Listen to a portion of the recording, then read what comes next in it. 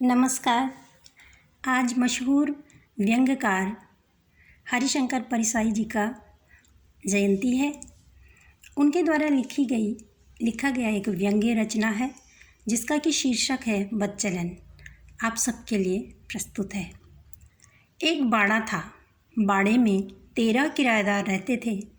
मकान मालिक चौधरी साहब पास ही के एक बंगले में रहते थे। एक दिन एक नए किराएदार आए।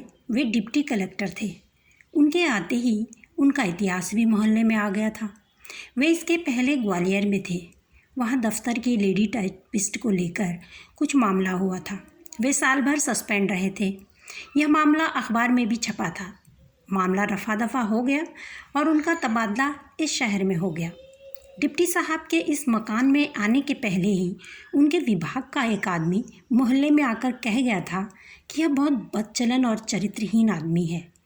जहाँ रहा वहीं इसने बदमाशी की। यह बात सारे 13 किराएदारों में फैल गई।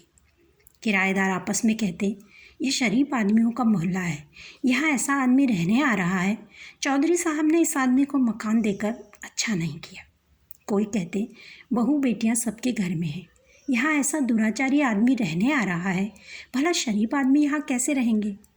डिप्टी साहब को मालूम था कि मेरे बारे में खबर इधर पहुँच चुकी है।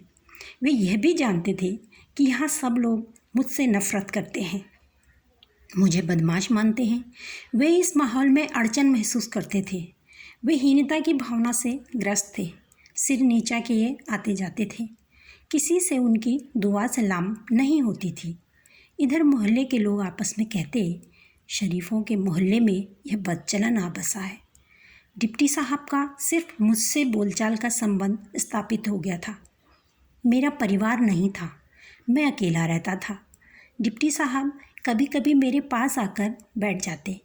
वे अकेले रहते थे, परिवार नहीं लाए थे।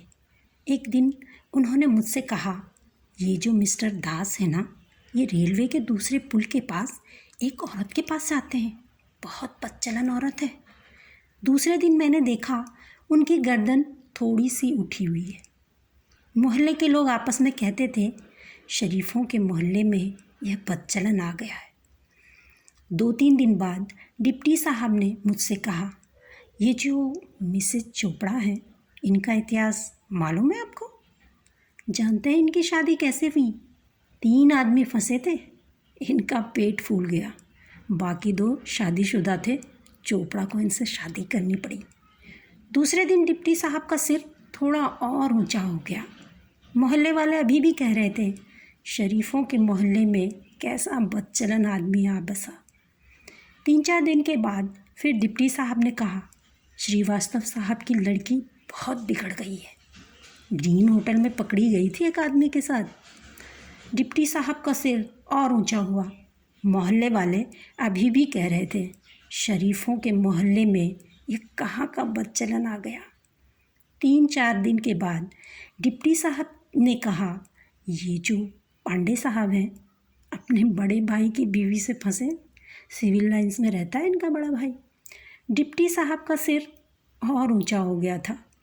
मोहल्ले के लोग अभी भी कहते थे, शरीफों के मोहल्ले में यह बदचलन कहाँ से आ गया।